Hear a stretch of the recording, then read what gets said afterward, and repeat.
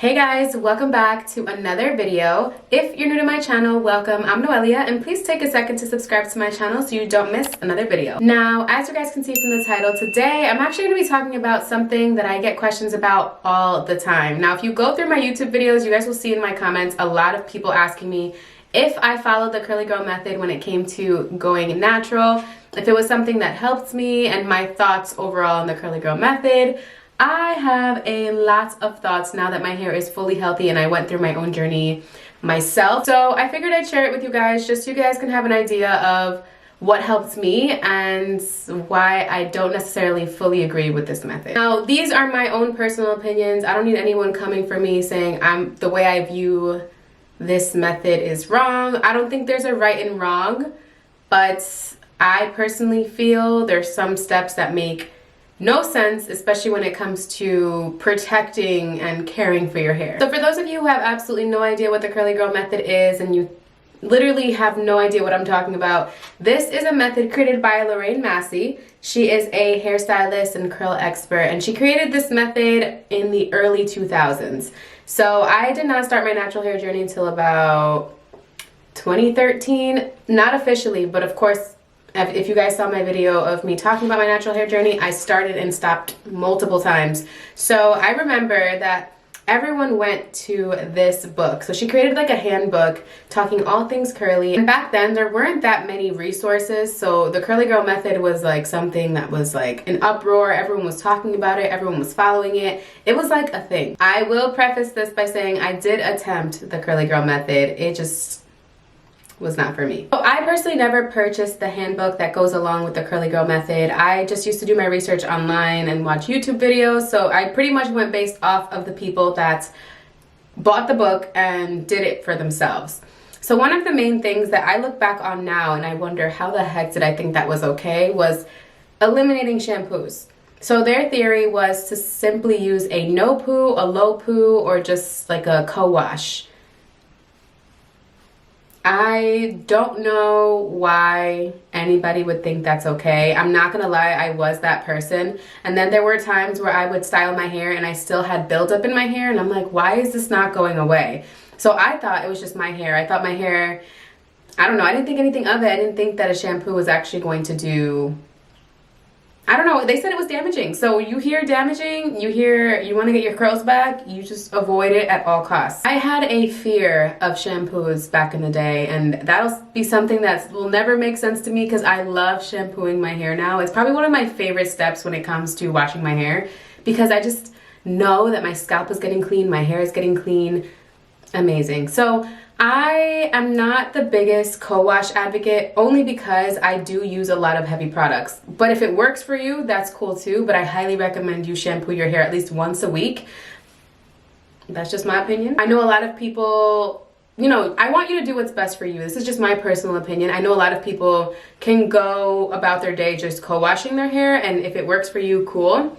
But I think continuously co-washing your hair and co-washing is just going to continuously add buildup on your scalp because you're not actually like fully cleansing your hair. It's just kind of, it's a conditioner only wash. So you're going to continuously condition and condition. It's not really doing anything for you. If anything, it's doing a disservice because you're clogging the pores on your scalp, that of which, that's where your hair grows out of. So if your pores are clogged on your scalp, your hair is not going to grow. So you want to make sure that you keep your scalp healthy, and that's just major key. If your scalp is healthy, you're gonna have healthy hair growth. So like I said, I didn't follow it completely. I did shampoo my hair. I want to say I shampooed my hair like every 2 weeks.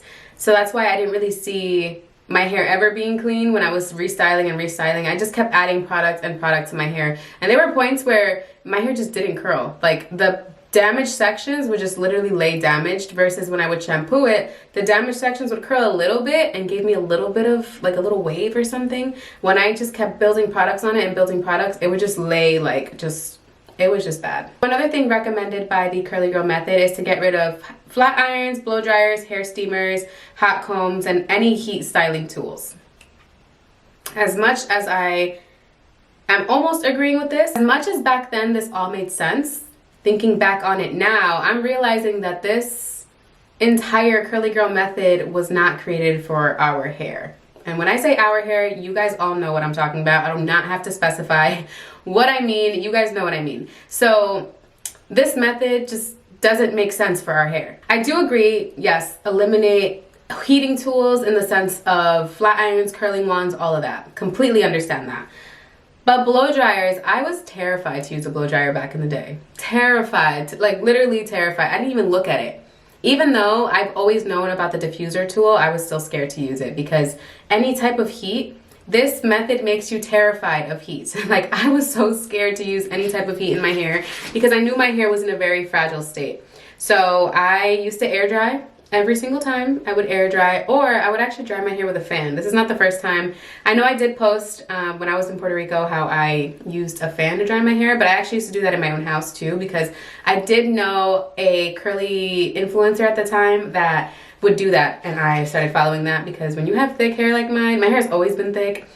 It was thick and damaged back then, but you know, it still doesn't eliminate my drying time. Like my drying time was always long. So the more that I read up on it now, I'm realizing, okay, so I understand maybe the blow dryer, depending on what you're using it for, it doesn't specify diffusing, it just says blow dryer in general, even though you use a blow dryer to diffuse. So I think they meant like no blow drying your hair straight.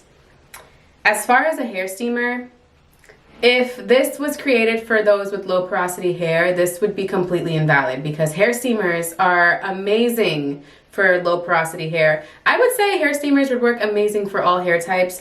I wouldn't use it as frequently for all hair types, but for low porosity hair in particular, you guys know we do have a tightly bound cuticle, so adding heat to our hair, game changer. So, I mean, I don't think that, again, we were in minds when creating this method. Now, of course, this was probably one of the first handbooks that were created when it comes to curly hair. I do think that it was important to have versatility in the curl types because this just seems like it's being catered to one curl type, and that's normal porosity, and that's just not how we're not all normal porosity. As much as we'd all love to be normal porosity and not have any issues with anything or water retention or moisture retention, any of that. And that's the beauty of curly hair, that we're not all the same. So I don't think that this handbook was created with all of us in mind. Of course, you guys know when it comes to this step, why I don't personally follow it is because obviously I diffuse my hair, because if not, I would literally take almost 2 days to dry my hair fully.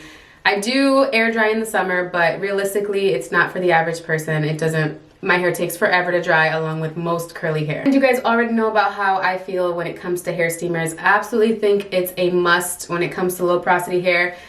You can live your life without it, but if you have tried it, you wouldn't go back to anything else. Like steaming your hair, especially when you're deep conditioning, amazing. Another step that I think is a little crazy now, come to think of it, is that they recommended not using any hairbrushes or combs. I think the reasoning behind it was so that way you wouldn't break your hair or you wouldn't shed as much, but realistically, you shed every day. So just because you're not brushing your hair doesn't mean that hair is not coming out. So if anything, when you actually do decide to use the brush, all of that hair is gonna fall out at once, and you're gonna look at it like, what is going on? I'll be totally honest, I did attempt this. I sure did. I remember telling people like, yeah, I don't use brushes. I'm sorry, I just can't. So I remember actually going to a Diva Curl salon, a Diva Chan salon is what they were called back then. I think they're still open, but the one I used to go to was in Westchester and they closed it down. But I remember that my stylist was specifically telling me that my hands are the best tools. That I had to use my hands to detangle, to add product to my hair, and nothing else. And I remember thinking, okay, well, I already knew curly hair was complex, but I mean, when you have a lot of hair, this is not suffice. I'm sorry, it's not suffice. Yes, to style, you can use these, but you need a little help. There's just no way. So just the thought, or just the fact that they said don't use a hairbrush or a comb, again, goes to show that this was not created for us, because if you have thick hair and coarse hair, you need a brush to work through the product through your hair. I don't care. And how are you gonna imagine the days where we have the craziest knots and we just haven't washed our hair in 2 weeks, because it happens. Imagine detangling that with your hands. As you guys know, I use a brush when it comes to my routines. There is no way I will not use a brush. A brush is crucial in my routines. It helps apply product, it helps distribute the product throughout my hair, and it helps clump my curls. So it's a game changer. You need a brush. I don't care what nobody says. It is important to use a brush. If you're somebody who can go through life and detangle your hair and do all the things with your hands, awesome. You have a portable brush with you everywhere you go. But most of us need that help. So I think I actually have all the steps. These are just a few that I'm finding online. Another one is avoiding sulfates, especially products containing sodium lauryl sulfate, ammonium lauryl sulfate, and sodium laureth sulfate. So this is the one step that I do agree with. I don't necessarily think that you need to use sulfates when it comes to like deeply cleansing your hair, because there's so many more gentle cleansing agents that do the exact same work that the sulfates can do. These are just very stripping to the hair. So this one I could definitely agree with. I'm not completely opposed to sulfates because I find that my hair reacts really well to using products with these ingredients. I don't use them often. I don't really ever use them, but I'm not gonna lie, when I stayed at my grandmother's house and I was at the beach and I was coming in and out of water, I had sand, I had everything you could think of in my hair. And on top of that, I am adding products to my hair at the beach because I don't want my hair to get dry and to get brittle, and we don't want that. So we don't want breakage. So with all of that, I did actually use a product with sulfate. I think it was actually a Nexus shampoo. And when I'm telling you, my curls were so happy. My curls were happy. So, I mean, it all just depends. It's all dependent on what works best for you. And the issue with using ingredients like this is that it strips your hair. So if you know it's gonna be stripping to your hair, you should just follow up with very moisturizing ingredients. That's pretty much the key to using very harsh ingredients in your hair. Now, you don't need them, so you don't necessarily have to worry about that. There are cleansing agents that work phenomenal. I have a whole video on shampoos that I highly recommend that don't contain sulfates. But if you did choose to use them, again, that's a personal choice. I'm never gonna tell you don't use a sulfate, don't use a sulfate. Like I said, I don't personally use them often. I have used them and they react really well in my hair. My hair just likes to be stripped from everything, and so I could start fresh and just replenish my moisture other ways. Again, that's not the case for everybody. If you are starting your natural hair journey, like this is the guide to, then I recommend completely avoiding sulfates from your routine because, like I said, there are other cleansing agents that work perfect to cleanse your hair without stripping it. First step is to scrunch your hair with the product. As much as that works for a lot of people, I'm not one of those people. If I scrunch my hair, I will get hella frizz. Again, I don't think that they took into consideration our hair type when it came to that step. A lot of us can scrunch our hair, and I could scrunch my hair if I wanted to, but it'll add a lot of unnecessary frizz. I can see this working for that curl type that when it's wet, it's pretty much straight, and then when you scrunch it, it's a little, wavy, and then when it dries, it's just like a big, curly, beautiful head of hair. So I can see that working for that. But when it comes to my hair, like, very, very rarely do I scrunch a product into my hair because, again, it just doesn't work for me. If anything, it adds more frizz. So again, another step in the curly girl method that I do not follow. It just doesn't work. I don't know how. Now, it may work for some of you. Like I said, it may work, but it's, again, not something that I personally do because no. The step that I actually do follow is detangling your hair in the shower with the help of a conditioner. Yep, we do that. Very important. Highly recommend that. We're good with that step. That's a good one. That was for all of us. And lastly, I'm going to end it with this rule because I don't know how many more other steps there are, but I do know that it's a little bit more intense. It's longer than these 5 steps. I think I've only said 5 steps. If I said 6, I think it's definitely longer than that. But another one would be to use an old cotton t-shirt or a bamboo towel to dry your hair. Now, I'm assuming bamboo towel might mean microfiber towel. Correct me if I'm wrong, I might be wrong. But I agree with this step as well. I no longer use regular towels, and because of this method, I stopped using regular towels. So shout out to this, shout out to this. There are a few steps that I still currently do, but there are a lot that I find a little... But at first, I was definitely drying my hair with a t-shirt, and I found that very, very helpful when it came to avoiding frizz. So that step is definitely, and again, I'm assuming the bamboo towel means like maybe the microfiber towel, or maybe bamboo towels are a different material. I'm assuming they're better than the regular towel material. So hey, shout out to that. Whatever works best for you works best for you. I know a lot of people who dry their hair with like a silk, scarf. I don't know how, but they do. And yeah, everyone has their own method to this. Like, I personally also know a lot of people that use regular towels to dry their hair and just add a little water when it comes to styling, and their hair is fine. My hair, on the other hand, she just can't.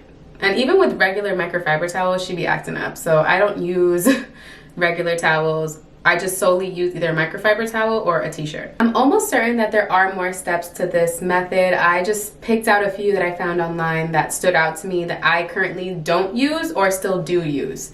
So yeah, the ones that definitely stood out was the no shampoo, the styling with your hands, no brushes, and scrunching the product into your hair, like the styling products, just scrunching them in. And yeah, just solely that. I think those are just 3 that really stood out to me. A few of them, like you guys heard, I do still do, and I find them very helpful and definitely helped me. But I don't typically recommend a particular method to people because I find that your natural hair journey should be customized to what works best for you and your hair and your lifestyle, because some things are not for everybody. And some people don't have that type of time to sit and, you know, sit under a steamer and do all this extraness and like really do an in-depth deep conditioning routine, because some people just have some busy lives. So I don't find that there is one method for one person. I think that it's just whatever works best for you. And I've learned along the way that there are some things that were like, don't do that work really well for me. And I mean, you guys know one of the steps back in the day was to use cold water when it came to getting out of the shower to seal the cuticle, whatever.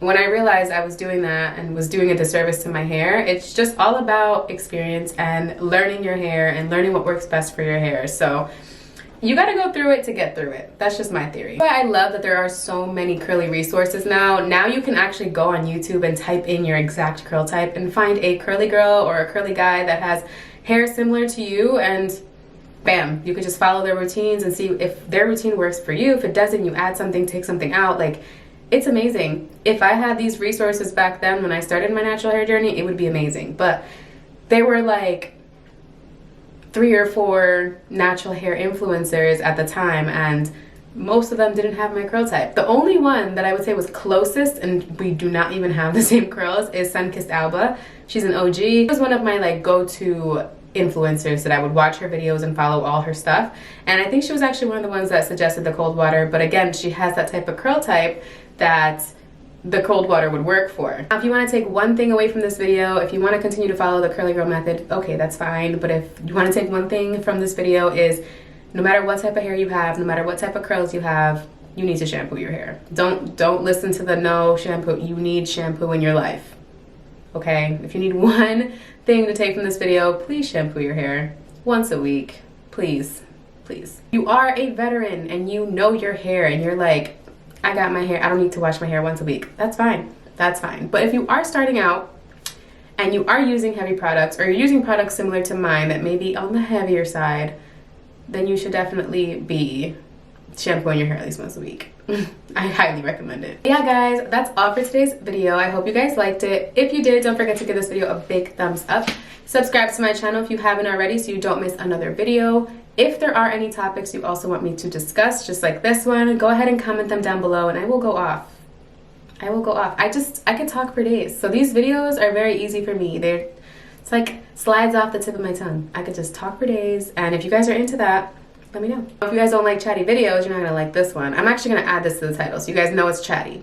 I'm gonna make sure you guys know that it's a chatty video, and I'm not gonna be styling my hair here because a lot of you guys feel like you need to tell me when I'm being chatty. Like, I edit these videos, I can hear myself, I know I'm chatty. But again, thank you guys so much for watching, and I'll see you in my next video.